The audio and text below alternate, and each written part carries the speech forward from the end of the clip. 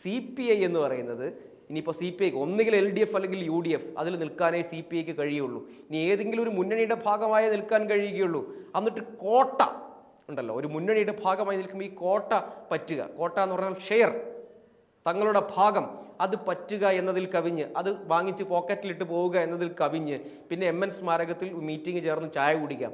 ഇതിൽ കവിഞ്ഞ് CPI എന്ന് പറയുന്ന രാഷ്ട്രീയ പാർട്ടി പ്രത്യേകിച്ചൊരു പുതിയ രാഷ്ട്രീയ സമരം പോയിട്ട് പുതിയ തലമുറയെ ആകർഷിക്കാൻ കഴിയും വിധം എന്തെങ്കിലും ഒരു സമരം പോലും മുന്നോട്ട് വയ്ക്കാൻ കഴിയാത്തൊരു പാർട്ടിയാണ്.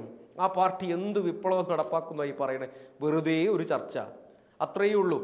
അത് UDFന് ഗുണം ചെയ്യുമെങ്കിൽ ചെയ്യട്ടെ. AVP-ക്കാർ വിദ്യാഭ്യാസ മന്ത്രിയെ പോയി കണ്ട് അഭിനന്ദനം അറിയിച്ചു എന്ന് പറയുന്നു. ഇതിലൊന്നും കാര്യമില്ല. നിങ്ങളുടെ ആളുകൾ മാറിക്കൊണ്ടിരിക്കുക. ഈ നാട്ടിൽ നടക്കുന്ന രാഷ്ട്രീയ പരിവർത്തനത്തെപ്പറ്റി CPIക്കൊന്നും ഒരു ധാരണയുമില്ല, ആർക്കും ധാരണയില്ല. BJP കഴിഞ്ഞ ലോക്സഭാ തെരഞ്ഞെടുപ്പ് 20% വോട്ട് നേടി. ഈ രാഷ്ട്രീയ പരിവർത്തനത്തെപ്പറ്റി എന്തെങ്കിലും ചിന്തയുള്ളവരാണോ CPIക്കാർ? അപ്പോൾ അതുകൊണ്ട് CPI എന്നൊക്കെ പറഞ്ഞാൽ സ്വാഭാവിക ചരമം പ്രാപിക്കേണ്ട ഒരു രാഷ്ട്രീയ പ്രസ്ഥാനമായി തീർന്നു കഴിഞ്ഞു. അവർ PM ശ്രീ വന്നു, NEP വന്നു, ഇതൊക്കെ ഈ നാട്ടിൽ നടക്കുന്നുണ്ടെന്നേ.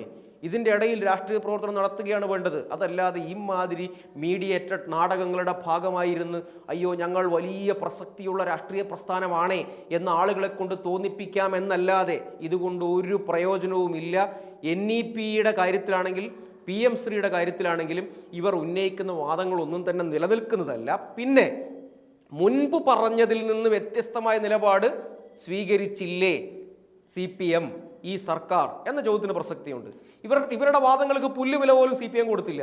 മുന്നണിയിലും പറഞ്ഞില്ല, മന്ത്രിസഭയിലും പറഞ്ഞില്ല, നേരെ പോയി ഒപ്പിട്ടു. അതിൻ്റെ അർത്ഥം അത്ര വിലയെ CPM ഈ CPIക്ക് കൊടുക്കുന്നുള്ളൂ എന്നുള്ളതാണ്.